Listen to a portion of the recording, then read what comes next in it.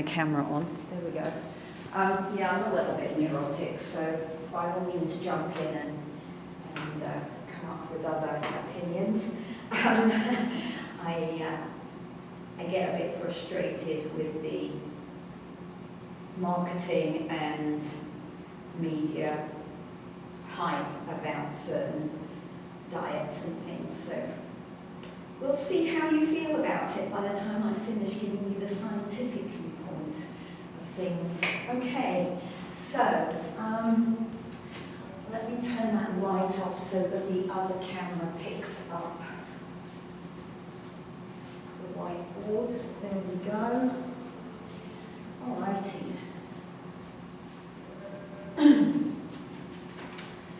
Okay, so nutritional support for exercise. And these are the objectives. I've grayed out the glycemic index. We will talk a little bit about glycemic index, but I don't want to spend a lot of time on it, and I don't intend to include anything about glycemic index on the exam. Yeah, but we will cover a little bit of information about it, okay? So we're going to look across this chapter at 5 of the 6 food groups. So carbs, proteins, fats, vitamins, minerals, and then they also include water as a food group, although it's not food, but it is the thing we can't live without, okay? So, but most of the information about hydration and fluid intake is going to be in the following chapter that we'll start, I guess, next Friday. I think we'll take Monday and Wednesday to finish off this chapter and then start the hydration information next Friday. Okay, so you should be, as you're going through this chapter and we're talking about this, you should be making big connections back to chapters 2 and 3 and ATP production. Okay? All right, so let's start with carbs. Carbs have 4... Hi, Molly. Hi, sorry I'm late. That's okay, I'm glad you're here. I was talking to myself. It feels a bit weird. Oh, yeah, no fun. Okay, so carbs have 4 kilocalories per gram, so they don't have a lot of energy, but they are the preferred energy source for many types of exercise, we'll look at in a minute. The American Dietetic Association have a range for carbohydrate that is 45 to 65% of your total calorie intake. Now, for a regular person, it's more typical to be thinking of 45 to 50%. But the width of this range is meant to take into account athletes and other people with certain issues. Okay, so and I'm not sure that the 300 grams recommended dietary allowance that can't be. That seems very high to me. I'm wondering if it's meant to be 30, or maybe it's 300 grams a week. I don't know. So, when we're doing aerobic exercise, carbohydrate is the preferred source, even though we did talk about the fact that at around 20 minutes or so, we'll switch over and use predominantly fats. Okay? But the body will preferably use carbs if they're available, because they can make ATP much more quickly using carbohydrate than a fat, and that allows a faster pace at that point. It's much more efficient on oxygen use within the aerobic energy system. So we make more ATP per unit of oxygen than we do with fats. So, yeah, there's lots of reasons why carbohydrate is a preference for the body. Now, if we're doing long-term aerobic work, endurance work, so like 10,000 meters, or we're riding the bike for 3-4 hours, or you go hiking for the whole day kind of idea, all right? So a long period of time, not just a half hour, okay? Then we'll see that at that point we start to not only deplete the glycogen stores within the muscles, but we also deplete the glycogen store within the liver, okay? And we know that low glycogen leads to fatigue, okay? So that's why when we'll come and talk in a little while about carbohydrate electrolyte drinks. That's why when you watch a marathon or Tour de France or any of those big events that are, you know, hours and hours worth of aerobic work, then you'll see those athletes often pop like a little jelly cube.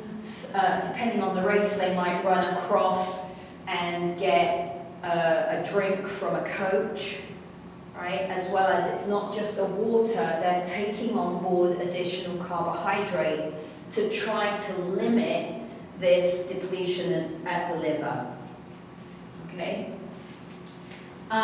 We don't only use carbohydrate for muscle contraction. The brain uses carbohydrate, glucose preferentially for energy. The recommended minimum requirement of glucose for use by the brain is 130 grams per day. So maybe that 300 is per day. Okay, that makes sense. Just seemed like a big number, but I guess it's talking grams. I've been over here too long. I'm on pounds and ounces.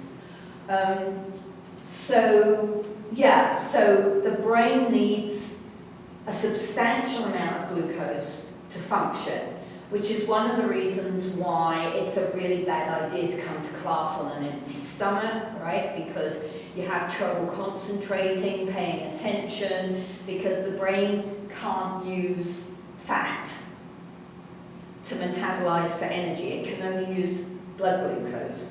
So it's important that you keep your blood glucose levels as stable as possible throughout the day. Not just for your schoolwork, but also for your sport participation, right? You want to be able to make quick, accurate decisions when you're partaking in your sport, okay?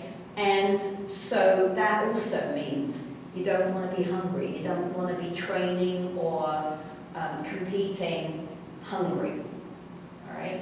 Also, you know, that's going to lead to injury, not just poor decisions that might lose you a game, but it could lead to a poor decision that ends up being injury, okay?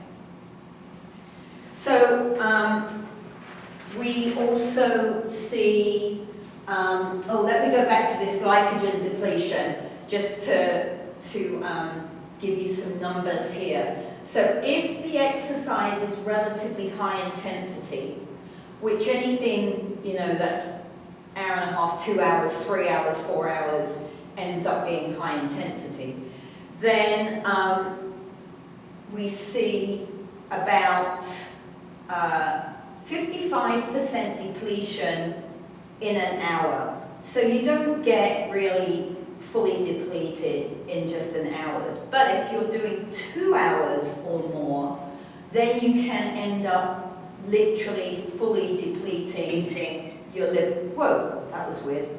Your liver store. Okay?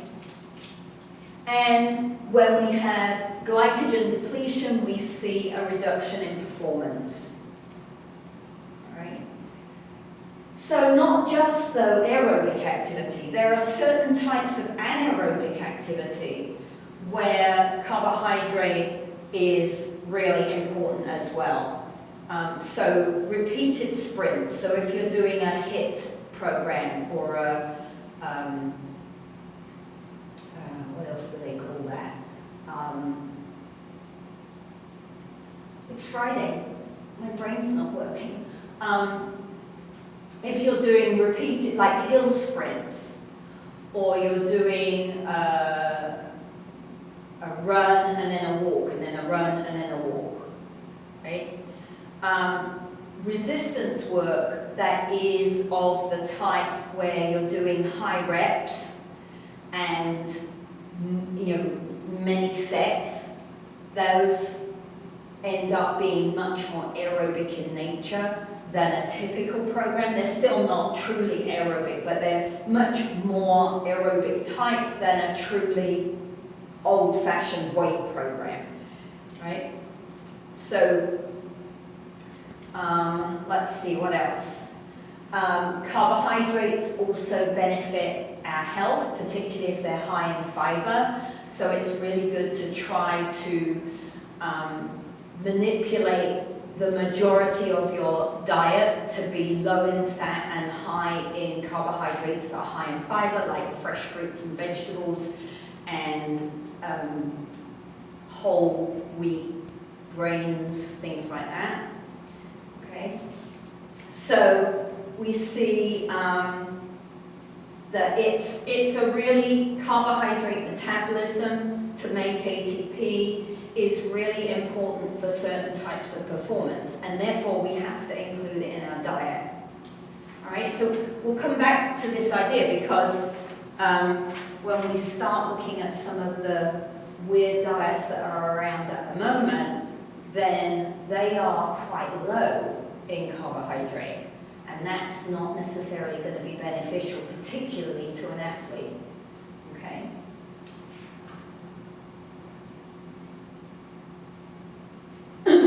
So this graph, I think, is a nice picture of what happens if you're an athlete and you're eating a low-carb diet. Okay, so on the y-axis we have muscle glycogen levels. All right, on the x-axis we have time. The blue line is a high carbohydrate diet, and in this particular piece of research, they used a very high carbohydrate diet. So this was at 70%, which is way above the recommended level, but they were looking at part of the problem with some research. You have to be a little bit critical when you're reading the research, because this isn't a true picture of reality, because 70% is more than anybody would take on, really. And then the low carbohydrate is very low, it's only at 40%. Okay, but that's where some of the diets, and some of the diets are even lower than 40% carbs. Okay, so this is what happens in your muscles. Okay, here's my training, my 2-hour training. All right, and I start off the training with a good high level of carbohydrate in my muscles. So my muscle glycogen levels are nice and high, all right? And we train for 2 hours and they drop quite a bit in 2 hours. That's what you would expect, okay? Then we have a 24-hour period before the next training session tomorrow, okay? And person A, who's eating the high-carb diet, got their carbohydrate, their glycogen stores back to where they were, and person B, who's on the low-carb diet, has not got anywhere close to refilling the muscle glycogen pantry, right? So then we do day 2, 2-hour training, okay? And as you would expect, we see muscle glycogen depletion across 2 hours, all right? Person B is starting to get pretty low on muscle glycogen, okay? Person A has 24 hours to get their muscle glycogen back to a decent level. Person B is really low now. And now we've got day 3 training for 2 hours, okay? So what you have to picture here is that person A goes into day 3 training feeling bouncy, feeling nice and awake and not heavy and ready to go, right? And athlete B goes into day 3, their legs feel like concrete, they haven't got any energy, and they're not able to maintain the intensity of their training session. Right, so day 3 for athlete B is really a bit of a whitewash, right? So that's, I think, a great visual to indicate how important carbohydrate is to your training. And then take into account that there are athletes who train twice a day, right? So, and most of them now do a sports session and a weight session, right? So imagine what's going on with muscle glycogen in those situations if they're not eating enough carbohydrate and snacking during the day, right? Snacking is really important as an athlete.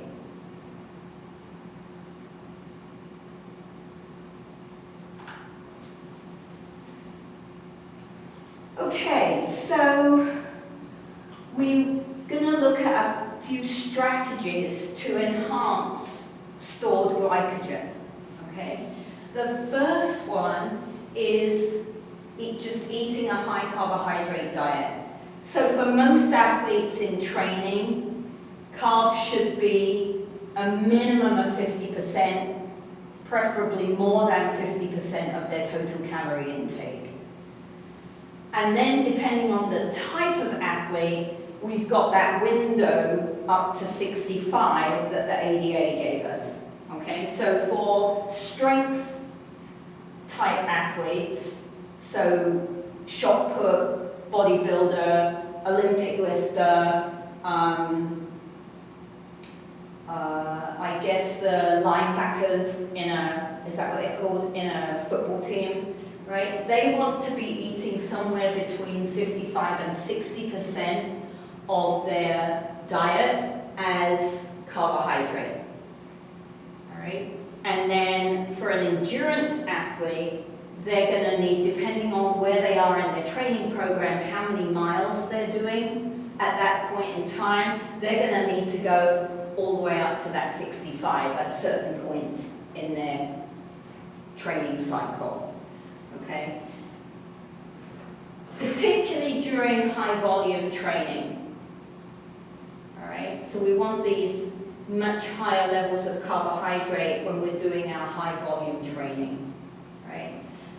It doesn't matter what athlete you are, if you have insufficient carbohydrate in your diet, then you're unlikely to be able to maintain intensity and the amount of training work that you want to do. You're going to have to drop it down, right? So think about that day 3 picture, okay? Eventually, if that low carbohydrate intake is chronic over time, you'll start to lose muscle mass because you can't maintain your training work, right? So that work output drops down and you start to lose muscle mass. And you'll look at other physiological adaptations that are just not improving in the way you would expect them to. Okay? So when we are looking at carbohydrates, we have to understand what type of carbohydrate we're including in our diet. Right? So it's much more beneficial to include complex carbs, so grains, rice, pasta, okay, and then potatoes, vegetables, certain fruits that are higher in fiber, okay, and then we have the other group of carbohydrates, simple carbohydrates, which includes candy and soda, but you also have to be careful with certain of the fruit groups, like grapes are great, but grapes break down and are absorbed very quickly. So they're not like candy, but they're also not like an apple, right? And so it's really important that we make sure that our diets have sufficient carbohydrate, preferably complex carbohydrates. Okay? Complex are released slowly into the bloodstream. Right? So we get a nice steady plop of glucose into the bloodstream over time. We don't see a dramatic spike in blood glucose, which you don't want, because if you have a big, quick spike, you also get a quick spike in insulin, and all that blood glucose gets dragged out of the bloodstream into the muscle tissue or the liver, and you end up hypoglycemic and lightheaded and a bit la-la, right? So we want to drip feed the bloodstream with glucose, right? And the research shows that complex carbohydrates, when you are at rest, are much more likely to be stored as glycogen. When we look at simple carbohydrates, and it doesn't have to be soda and candy, remember, there are certain fruits that would go into that as well, right? We see this dramatic, immediate release into the bloodstream, this dramatic spike, a dramatic drop due to the insulin response, and at rest, simple carbohydrates are more likely to be stored as fat if you've got additional calories available, right? Then those simple carbs are more likely to be turned into triglycerides and stored as in adipose cells than complex carbs. Now, one of the problems athletes have is that they train so hard that they can eat whatever they like, right? They can eat candy, they can drink crappy soda, right? And they don't put on weight, they don't get fat, they're not doing their bodies any good, they're not fueling, they're not providing good fuel for their training session and their competition, but they don't get fat, right? And then what happens is you retire and you maintain the same eating patterns, right? And now the candy, the crappy sodas that don't do any good for you at all, now will turn into fat, and we put on weight quite quickly, right? So, got to be careful, right? You develop these habits as athletes. Oh, I can suck on a lollipop, right? I can walk around campus sucking on a lollipop. It doesn't matter, I'm going to use all this energy in training. Yeah, you are. But not once you retire, and then you've got to kick a sugar habit, right? So maybe don't develop the sugar habit in the first place, perhaps. And this graph in your book is another excellent picture, and they're easy ones to look at, right? They're not complicated like the stroke volume and cardiac output graphs that we were looking at the other week. So there's a very clear correlation positive correlation between eating carbohydrate, muscle glycogen levels, and endurance performance. Okay, so again, on the y-axis we have time to exhaustion in minutes. On the x-axis we have initial muscle glycogen. So the first dot is an athlete who is eating a low-carb diet. All right, and their time to exhaustion, their initial muscle glycogen is only around 50 millimoles per kilogram of muscle, and their time to exhaustion was around, that's probably about an hour, 55 minutes to an hour. Right? Our orange diamond here, square, diamond, whatever it's meant to be, is a normal diet, and they have 100 millimoles per kilogram of muscle, and their time to exhaustion is about 100 minutes. So it gains them about 40 minutes worth of training time, right? Not let alone competing, right? So if we're just looking at a training phase, then I get an extra 40 minutes to train hard, okay?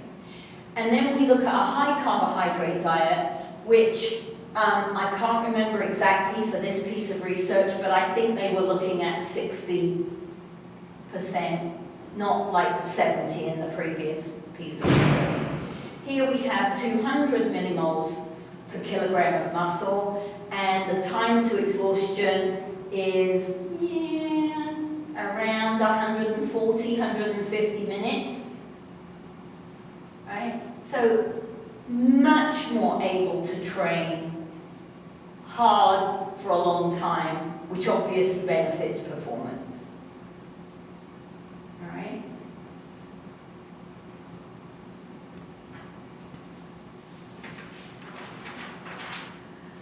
Okay, now the second strategy is using this idea of the glycemic index. The glycemic index, to my understanding, was originally developed to help diabetics, all right? Because diabetics have issues with insulin control. And so this eating plan was put together to try to help them manage their blood sugar levels and their insulin levels. And then gradually it's creeping into the athletic world. So to get the number that they use for the glycemic index, they measure blood sugar within 2 hours of ingesting 500 grams of pure carbohydrate. So like they'll give you white bread, or they'll give you glucose powder, and then 2 hours later they'll measure your blood glucose levels, and that's how they get these numbers. So foods that are labeled high on the glycemic index have a number equal to or higher than 70. So pure glucose, fruit bars, rice cakes, although they don't define the rice cake. So I'm wondering, is it different if you have a rice cake that's made with white rice versus a rice cake that's made with brown rice? I'm not sure. Certain potatoes, certain cereals, and they increase blood glucose very quickly. And in the athletic literature, we see a decrease in performance in long-term events because of this spike scenario. All right? Now, you know, you look at this and you're like, well, potatoes aren't bad, rice cakes aren't bad. It's not a question of being bad food, right? They're not necessarily poor nutrition items. It's to do with how quickly they increase blood glucose. So what you can do is take your potato or your rice cake and add fat to it, and that lowers the GI, because once you add the fat, it slows down the absorption of the carbohydrate, right? So you can do a baked potato with cheese and baked beans on it, and that potato won't dash into your bloodstream as fast as if you just ate baked potato, right?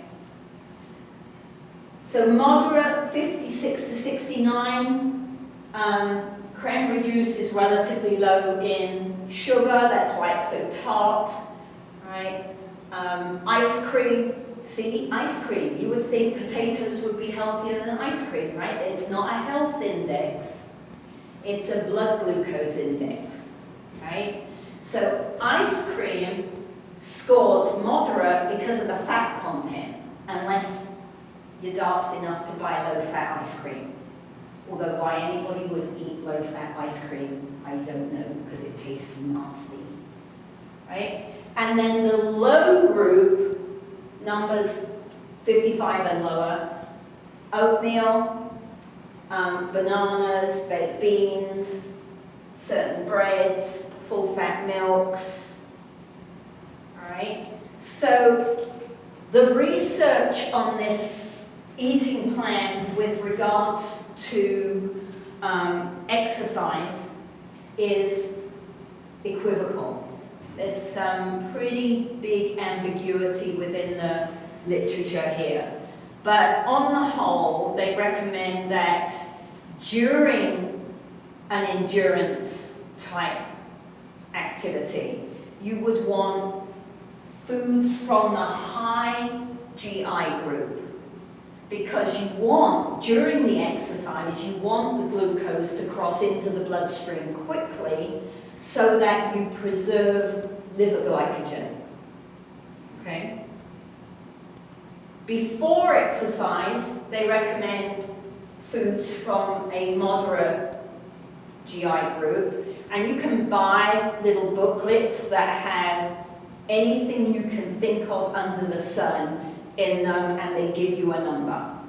I have no idea how they ever put that together, but and then after exercise, during recovery, for up to 24 hours, they recommend again that you use foods from the high group because you want to replenish glycogen stores in the muscles and in the liver. Okay? But as I said, the literature on using GI as a carbohydrate strategy with exercise in athletes is not by any means in agreement across the board. So my personal feeling, and I don't have anything to back up my feeling, is stick with a high carbohydrate diet or strategy number 3 that we're going to come to now. Oh, I lied. No, yes we are. Yeah. So strategy number 3, oops, is carbohydrate loading. And carbohydrate loading is a form of high carbohydrate diet, but it's done in the short term. All right, it's not a chronic, permanent high carb diet. And so you use carb loading for a lot of endurance events, would use carb loading. Sports where muscle recruitment is consistent, repetitive, and over a reasonable period of time, you could carb load. So like soccer players could carb load, that would make sense. Racquetball players could use carb loading, perhaps. High volume resistance training. So if you're going to do really high volumes of work, carb loading could possibly help.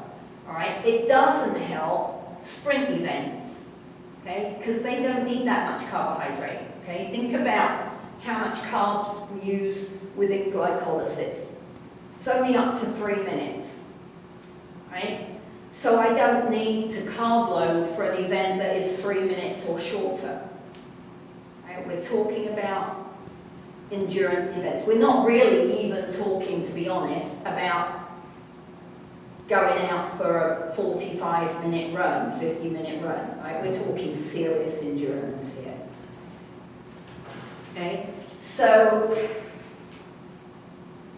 in the old days, a Swedish, I think he was Swedish, Astrand, coach and exercise scientist, came up with kind of what is the classic old-fashioned carb loading regime, all right? And I think it was in the early 60s that he came out with this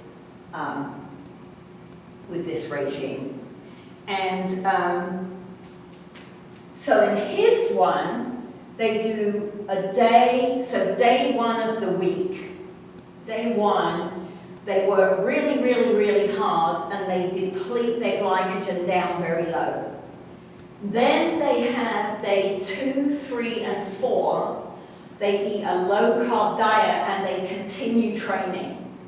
So these are not happy athletes by this point, right? They're grouchy, they're getting headaches, okay? And then on days 5, 6, and 7, they eat a high-carb diet and they do very little training, okay?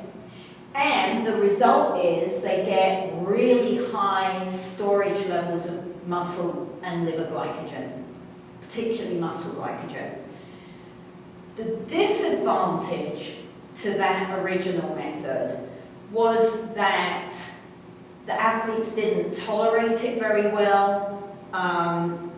You know, that there was a very quick switch from a low-carb diet, which has to, therefore, ergo, since it's 100%, if it's low-carb, then it's high in fat and protein, and that gave them gastric issues as well. And then they suddenly switched to a very high-carb diet, and, you know, not everybody's blood glucose control is optimal, and so that caused some problems as well.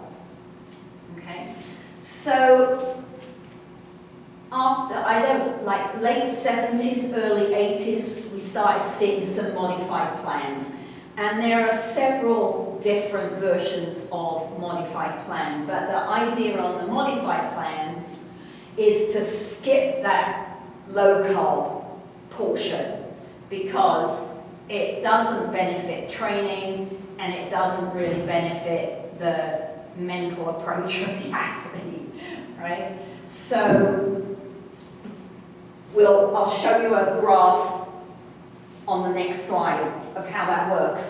But as I said, either method, it's just the Astrand method is not very comfortable. Either method significantly improves glycogen storage and improves endurance in events that are longer than an hour. So as I said, you wouldn't need to carb load when your event is a 45-minute run, right? You don't need to carb load for a 5K unless you're an unfit snowshoe person competing at 10,000 feet with no training.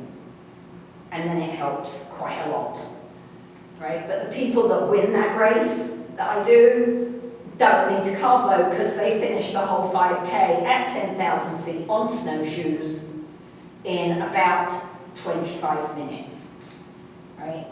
It takes me about 2.5 hours. So, hey ho, it's very pretty. Right? So again, it depends on what you're doing, who you are. Okay? No evidence of improving anaerobic performance, obviously, because I don't need that much carbohydrate for anaerobic performance. Okay? But these repetitive, localized exercise could help. So here's the red line. So x-axis is days, y-axis is muscle glycogen level, The red line is the old-fashioned Astrand model. So here we go, we've done our heavy training, our muscle glycogen is nice and low, we do day 1, day 2, and we crash on day 3 and yell at everybody. And then we have 3 days of stuffing our face full of pasta and rice and whatever else we want carbohydrate-wise, and we end up with very high levels of muscle glycogen. Okay?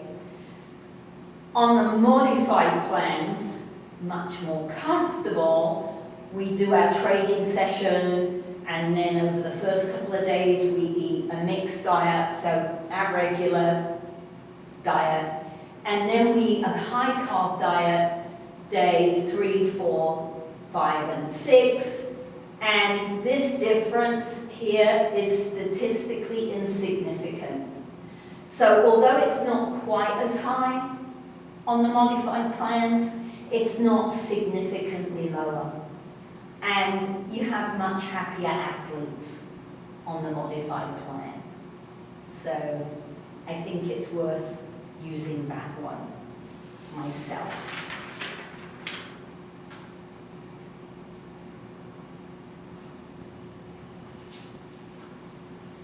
Oops. Okay. This is a graph that shows you the spike. So if you eat something high in sugar before you train, then you get this big spike of blood glucose for the beginning of your training session. But within about 15 to 20 minutes, you've bottomed out and you're hypoglycemic. And that makes, then you have to recover from that, means that your body has to start to use some fat. That's going to be pretty slow to get going. And so the next 30, 40 minutes or so of the training program is pretty uncomfortable, and you end up hitting exhaustion quite a lot earlier, right? If you can keep your blood glucose stable before you train, then you've got a much more stable picture here, and the point of exhaustion is quite a lot later than it was on the sugar feeding. Okay? And you get a lot more work done during this period of the training session than you do during this period of the training session. All right? So the thing about hyperglycemia and carbohydrate consumption is it's very individual, right? So some people don't have quite such a dramatic drop. Their insulin response is more muted.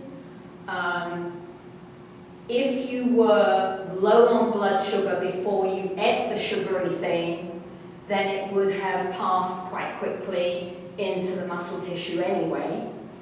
So there's all kinds of factors that can impact this picture, and that means that really you want to make sure that every individual understands and keeps track of, like keeps a little food diary, keeps track of their responses to certain foods and their training program, right? Did I train well this day? Why did I train well? Okay, I was really motivated this day, but what else helped me train well? What did I eat before I went to training? When did I eat before I went to training? Right?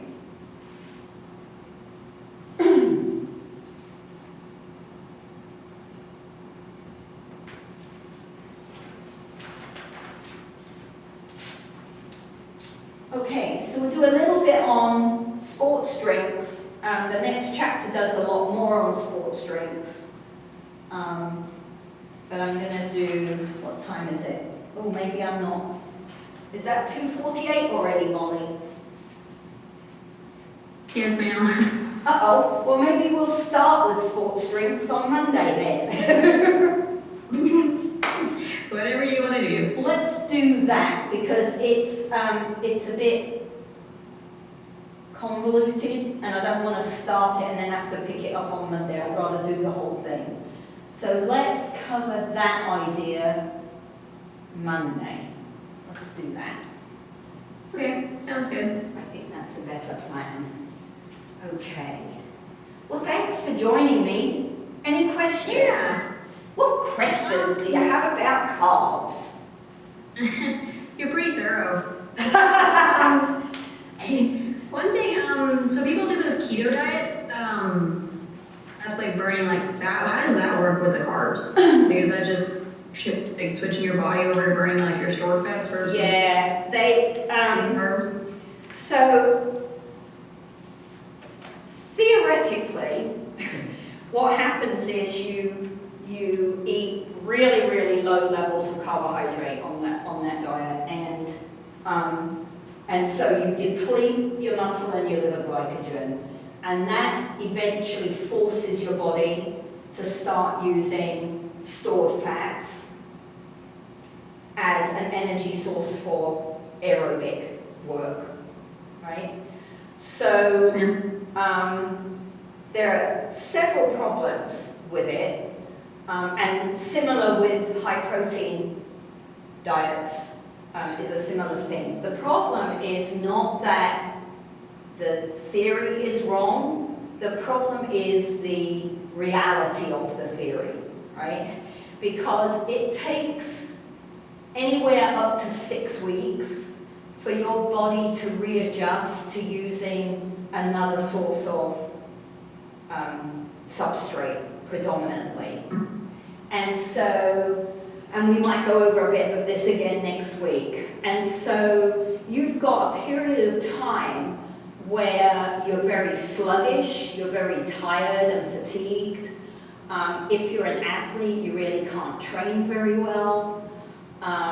If you're an anaerobic athlete, you're stuffed because you've got no carbohydrate, right? And that's the only form of substrate you can use for energy. So if you're an anaerobic athlete and you try to use a high fat or a high protein diet, you're really stuffed, okay? The other problem with them is that they weren't ever created for a typical or athletic population. They were created for a clinically obese population to help them out. And certain, there are certain, I think, epilepsy. So there's been some research that indicates that people that suffer epileptic seizures seem to decrease the number of seizures that they have on these kinds of diets. And there's a lot of research and there's a lot of research going on into that. But they weren't created for athletes and models and actresses to get skinny. That wasn't the plan. And so they're not meant to be done long term, right? They're only meant to be used for a couple of weeks at a time, sort of thing, to kickstart your fat metabolism. And so, you know, what I feel when I look at the media and when I walk around Walmart and I look at some of the garbage on the shelves, is that there is a complete lack of understanding of how these things work and what they can and can't do. Do they work and do you lose weight? Yes, well, initially you're going to lose weight because we store carbohydrate with water. So if I'm not eating carbohydrate, I lose 7 pounds the first week. Except I didn't lose 7 pounds of fat, which was the point of the diet, right? Right. So, you know, I'm very skeptical. And I trust the science, you know, you don't need to do any of these crazy diets. You need to eat well and you need to exercise. And you have to be patient. And just, I've kind of been hearing about it, so I was kind of curious yeah, about it. I'll talk a little, I'll try to do some research over the weekend and see if I can pull a little bit more in than I normally do, if you're interested in that, because no one's saying that they don't work if you want to lose weight, right? But if you want to lose fat mass, then these things take weeks and weeks and weeks and weeks to kick in. And you are going to feel like shite during that period of time. Now, I've anecdotally spoken to people that go, oh, I feel the best I've ever felt on this high protein diet. And I'm like, I don't know. I'm skeptical. I'm not so sure. But you know, I mean, the other problem is that with, you know, a high-fat diet increases your risk of cardiovascular disease, and a high-protein diet increases your risk of kidney disease. So why not just eat a healthy, well-balanced diet? Right. You know, that's my view. But I did some crazy stuff in my teenage years and early 20s that I wish I hadn't done now, looking back, and I was never as thin as I am now, you know. So all the nonsense I tried, the black coffee diet, oh my God, that one put me in the hospital. You know, I mean, they don't work long term. Right. The only thing that works long term is a nutritionally balanced diet and increased physical activity. Right? And the others are too hard to maintain. Right. Not practical for a long period of time. Yeah. Yep. So, yes. Like I said at the beginning, well, you weren't here when I was saying at the beginning, I get a bit neurotic about diets and food and nutrition because there's just so much nonsense out there about it. Right. And you know, innocent people get drawn in to these marketing ploys and spend money that they don't need to spend. And you know, it drives me bonkers. It's like the low-fat ice cream thing. Why would you eat low-fat ice cream? It can't possibly taste good. I've never tried it. No, eat proper ice cream and just don't eat so much of it. You know? I mean, or eat as much as you want, and on the next day make sure you walk 5 extra miles. You have a choice there, right? Yeah, Yes, ma'am. I don't get it. It's not rocket science, but the problem is that there are a small number of people making millions of dollars off of people's ignorance of nutrition. And that's what really gets my back up. Because you know, the people that fall for this crap are people that don't know, right? They've never been given any nutrition education. And they don't know that this is unnecessary and not helpful. Right? So, yeah. Yes. That's kind of what I wanted to hear, just your opinion on it. You know I'll give you that. So have a good weekend. Monday, Tuesday, and Wednesday, it's supposed to be snowing. I know, I heard that. I'm unhappy. I just wanted a couple 70-degree days before we got really cold. Yeah, I just can't believe that it's going from 80 to 30 in the course of 3 days. Yeah, it's ridiculous. So, you know, I have no idea what will happen with school because they do tend to shut school the minute there's snow on the forecast. Right. So I don't quite know what to expect about that yet. I'm really hoping they don't shut school. But, Right. you know, there's so few people on campus. I'm really hoping that they don't shut us down, but I don't know what they'll do. And who knows, especially in Portales, they'll get 3 foot of snow in Clovis and we won't get anything. So, Right. That is how it works. yeah. So the little Portales bowl that protects us, we may not actually get any snow anyway. So who knows? We'll see. But stay warm. It is going to start getting a little nippy. Okay, you too, Dr. Wall. All right.